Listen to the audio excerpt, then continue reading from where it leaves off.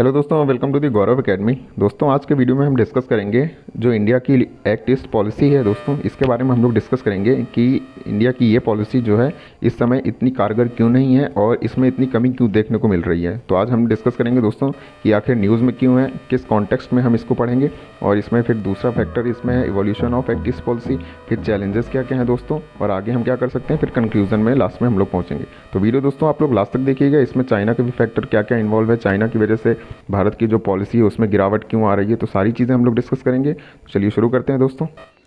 तो दोस्तों, अभी हाल ही में कुछ दिनों पहले दिल्ली के चीफ मिनिस्टर अरविंद केजरीवाल ने एक ट्वीट किया था। उसमें उन्होंने कहा था कि सिंगापुर से एक कोरोना का नया वेरिएंट आया है जिसमें उन्होंने सिंगापुर वेरिएंट नाम दिया था दोस्तों। और उन्होंने सरकार से आग्रह किया था कि जल्दी से जल्दी फ़्लाइट रोक दी जाए, जितनी भी फ़्लाइट सिंगापुर से आ रही हैं, क्योंकि ये वायरस बच्चों को बहुत ही ज़्यादा प्रभावित कर सकता है। तो जैसे ये ट्वीट वायरल हुआ दोस्तों, उसके बाद जो सिंगापुर की हेल्थ मिनिस्ट्री है, फॉरेन मिनिस्ट्री है, दोनों ने इस चीज़ को संज्ञान में लिया और क्लैरिफाई किया कि ऐसा कोई वायरस नहीं है, ऐसी कोई बात नहीं है। और अगर वायरस आया भी होता तो इसे किसी कंट्री के नाम पर रखना उचित नहीं है दोस्तों। इससे कंट्री की जो दोस्तों इमेज होती है वो बहुत ही ज़्यादा नेगेटिव इम्पैक्ट उसमें जाता है। तो दोस्तों, जैसे जैसे ये वाक़या हो उसके बाद हमारे देश के जो विदेश मंत्री उन्होंने तुरंत ट्वीट किया, आप देख सकते हैं यहाँ पर। लेकिन उससे पहले आप देखेंगे, देखिए यहाँ पर ये अरविंद केजरीवाल जी का ट्वीट है। उन्होंने लिखा है, सिंगापुर में आया कोरोना का नया रूप बच्चों के लिए बेहद खतरनाक। फिर तुरंत रिस्पॉन्ड किया किसने, सिंगापुर की जो हेल्थ मिनिस्ट्री है दोस्तों, उसने रिस्पॉन्ड किया। तो जैसे भी करके जो एस जयशंकर प्रसाद है विदेश मंत्री, उन्होंने इस मामले को शांत कराया और जो थोड़ी बहुत तलखी थी दोनों देशों के बीच में वो ख़त्म हो गई। ये तो रहा एक कॉन्टेक्स्ट दोस्तों। ऐसा नहीं है कि एक स्टेटमेंट से पूरे रिलेशन जो होते हैं दोस्तों वो ख़त्म हो जाएंगे, बट हाँ कुछ हद तक इम्पैक्ट पड़ जाता है। बाय द वे अगर देखें ऐसे तो जो हमारे रिलेशन है सिंगापुर के साथ वो बहुत ही अच्छे हैं। आगे आप देख सकते हैं जो सिंगापुर से हमारा ट्रेड है दोस्तों, अभी रिपोर्ट आई है इंडियन एक्सप्रेस की, आप पढ़ सकते हैं कि जो ट्रेड है दोनों देशों का वो कोविड के बावजूद 21 बिलियन रह सकता है दोस्तों, 21 बिलियन के आसपास। इससे पहले कितना दोनों देशों के बीच जो व्यापार था वो 23 बिलियन डॉलर के आसपास था। यहाँ पर आप रिपोर्ट पढ़ सकते हैं। ये किसने बताया है, जो पी कुमारन हैं, भारत के राजदूत हैं जो सिंगापुर में, उन्होंने ये चीज़ बताई है दोस्तों। ठीक है, तो ये कॉन्टेक्स्ट है। अगली चीज़ अगर हम देखें उसमें गौर करने वाली बात है। तो दोस्तों, दूसरा जो सबसे महत्वपूर्ण कॉन्टेक्स्ट है, अगर भारत की डिप्लोमेसी की बात करें दोस्तों, वो भी साउथ ईस्ट एशिया में, अगर हम आसियान कंट्रीज़ की बात करें दोस्तों, इसमें 10 कंट्रीज़ आती हैं, आगे हम दिखाएंगे आपको। तो उसमें जो भारत का प्रभाव है वो काफ़ी हद तक कम हुआ है दोस्तों। और चाइना ने स्पेशली भारत को काफ़ी 3 चीज़ों में स्पेशली काउंटर किया है। अगर हम 3 चीज़ों की बात करें तो चाइना का उभार काफ़ी तेज़ी से हुआ है दोस्तों, आर्थिक महाशक्ति के रूप में वो उभर रहा है। दूसरा, भारत के साथ लगातार चाइना की टेंशन जो लगातार बढ़ रही हैं, ये हो गया। और भारत की जो अर्थव्यवस्था है उसमें अभी कोरोना के पीरियड में देख लें अगर हम, उससे पहले भी अर्थव्यवस्था उतनी अच्छी भारत की नहीं चल रही है। तीसरा जो है दोस्तों, वो भारत का माइनॉरिटीज़ को लेकर जो एक अप्रोच बना हुआ है दोस्तों, जैसे सीए अपने यहाँ कानून आया और जम्मू कश्मीर में 370 रिवोक किया गया। तो ये सारी चीज़ों को देखते हुए भारत की जो डिप्लोमेसी है साउथ ईस्ट रीजन में वो काफ़ी इम्पैक्टफुल नहीं रही है। तो दोस्तों, आप देख सकते हैं यहाँ पर ये हैं हमारी आसियान कंट्रीज़, 10 कंट्रीज़ आती हैं दोस्तों। और एग्ज़ाम पर्सपेक्टिव से अगर आप याद रखना चाहें तो सबसे इंपॉर्टेंट बात है कि इसका गठन कब हुआ था। इसका गठन हुआ था दोस्तों 1967 में हुआ था। और ये चीज़ याद रखिएगा कि इसका गठन हुआ था थाईलैंड बैंकॉक में। और इसका मुख्यालय दोस्तों कहाँ है, मुख्यालय इसका है इंडोनेशिया जकार्ता में, जो इसकी नई कैपिटल है दोस्तों। ठीक है, तो ये बहुत इंपॉर्टेंट है एग्जाम पर्सपेक्टिव से, आप लोग याद रखिएगा। चलिए आगे बढ़ते हैं हम लोग। तो दोस्तों, जो भारत की इंडिया एक्ट ईस्ट पॉलिसी है, इसके थ्रू ऐसा नहीं कि सरकार कुछ कर नहीं रही या तो हमने कुछ स्टेप नहीं लिए हैं। देखिए, हम लोग अगरतला, ये आप देख रहे होंगे यहाँ पर रेल लिंक है बिटवीन इंडिया बांग्लादेश, उसको हम लोगों ने बनाया है। और बात करें अगर हम transport linkage and inland waterways through Bangladesh, ये भी हमने बनाया। और Kaladan multi modal transit transport है, ये भी डेवलप किया जा रहा है।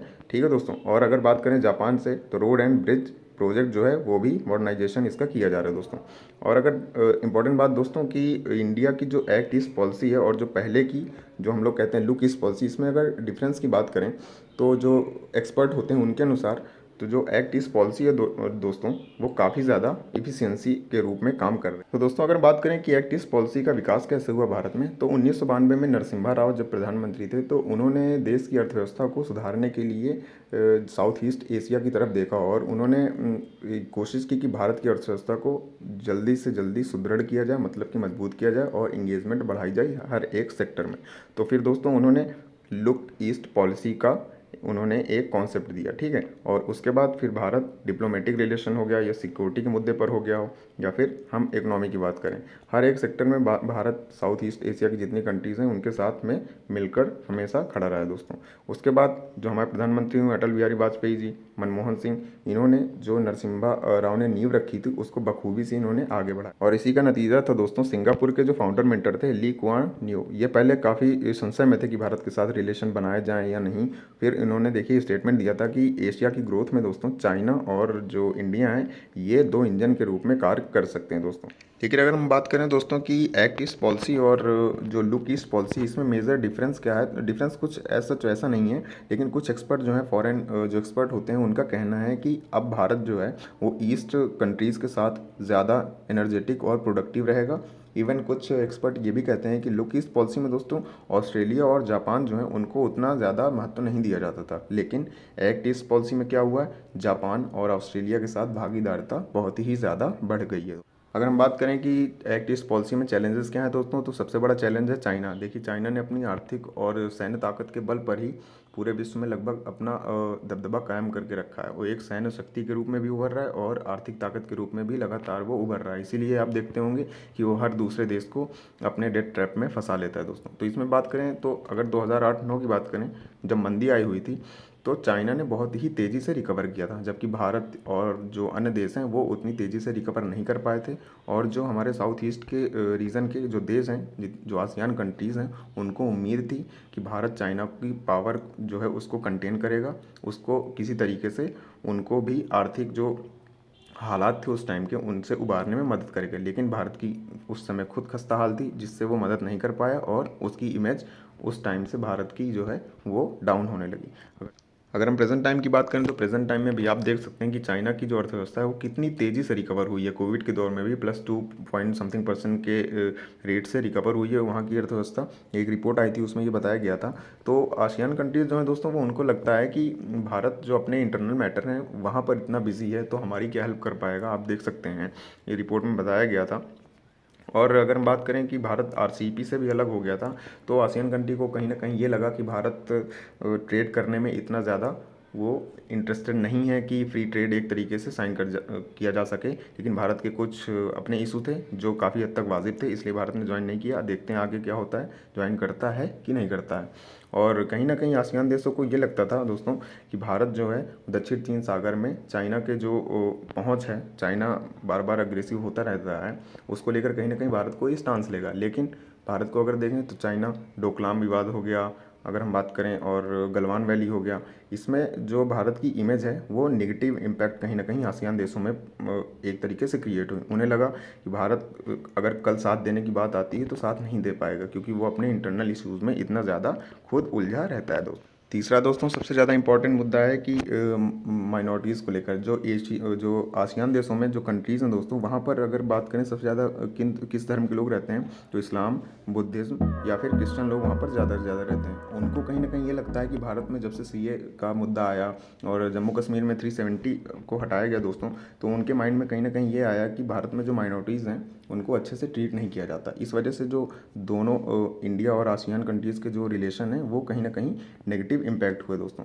क्योंकि आसियान में जो चाइनीज़ मूल के लोग रहते हैं, बिजनेसमैन बड़े बड़े हो गए, वो कहाँ पर रहते हैं, मलेशिया, सिंगापुर, उनकी प्रोफाइल लगातार सुधर रही है। तो वो ये देखते हैं कि भारत में जो माइनॉरिटीज़ हैं उनको अच्छे से ट्रीट नहीं किया जा रहा है। अब ये चीज़ इम्पैक्ट करती है दोस्तों जब दो देशों के बीच या दो समूहों के बीच जब रिलेशन बनता है, तो जो लोगों के बीच संबंध होता है वो कहीं ना कहीं बहुत ही ज़्यादा इंपॉर्टेंट रोल प्ले करता है दोस्तों। इसलिए भारत की ये जो 3 मुद्दों पर हमने बात की कि चाइना का इन्फ्लुएंस हो गया और भारत की आर्थिक जो ताकत है उसमें गिरावट, और ये माइनॉरिटीज़ का जो मुद्दा है, ये कहीं ना कहीं भारत की एक्ट ईस्ट पॉलिसी को नेगेटिव इम्पैक्ट कर रही है। देखिए यहाँ पर देख सकते हैं चाइना का इन्फ्लुएंस आपकी आसियान कंट्री के साथ उसका व्यापार भी किस तरीके से फ्लरिश कर रहा है दोस्तों। देखिए आसियान कंट्रीज़ हैं चाइना के साथ, उनका 2020 में अगर बात करें ट्रेड कितना था, $731.9 बिलियन। तो आप देख सकते हैं 7% ग्रोथ पर ईयर के साथ चाइना का मतलब यहाँ पर एक तरीके से इन्फ्लुएंस आप देख सकते हैं, ठीक है। और अगर भारत की बात करें कि भारत का कितना है ट्रेड आसियान देशों के साथ, तो भारत का कितना है 86.9 बिलियन ट्रेड, तो बहुत ही ज़्यादा कम है। तो भारत को इसमें काफ़ी सुधार करने की ज़रूरत है। तो अगर आगे बात करें दोस्तों, तो ऐसा नहीं है कि आसियान के मेंबर हैं वो भारत की महत्वाकांक्षा को नहीं पहचानते और भारत की जो आर्थिक शक्ति है उसको नहीं पहचानते, इसलिए उन्होंने ऑब्जर्वर मेंबर के तौर पर आरसीपी का एक तरीके से ओपन डोर करके रखा है कि भारत जब चाहे इसमें ज्वाइन कर सकता है। और अगर भारत को आसियान के जो कंट्रीज़ हैं उसमें इन्फ्लुएंस बढ़ाना है या कहीं ना कहीं अपनी पॉजिटिव इमेज एक क्रिएट करनी है, तो भारत को भी चाहिए कि वो दक्षिण चीन सागर में अपनी बात रखे और चाइना का जो एक नकारात्मक रवैया, विस्तारवादी जो नीति है दोस्तों, उसको वो काउंटर करें, जिससे आसियान देशों को ये लगेगा कि भारत अभी उनके साथ है, उनकी सहायता कर सकता है। तो दोस्तों अगर लास्ट में बात करें तो भारत को आसियान देशों के साथ संबंध बनाए रखने के लिए या फिर मजबूत करने के लिए अपनी जो एक्ट ईस्ट पॉलिसी है उसको नए सिरे से एक बार देखना चाहिए और उसमें कुछ ऐसे एलिमेंट को जोड़ना चाहिए जो भारत की जो संप्रभुता है, जो भारत की अखंडता है, उसको भी चाइना हनन न कर सके, और आसियान जो कंट्रीज़ हैं भारत, उनमें भारत का जो है वो विश्वास एक बार फिर से कायम हो सके और दोनों के संबंध मजबूत हो सकें। तो अगर दोस्तों आप लोग को वीडियो अच्छा लगा हो तो प्लीज़ लाइक ज़रूर करें, शेयर करें और हमारे चैनल को सब्सक्राइब करना ना भूलें।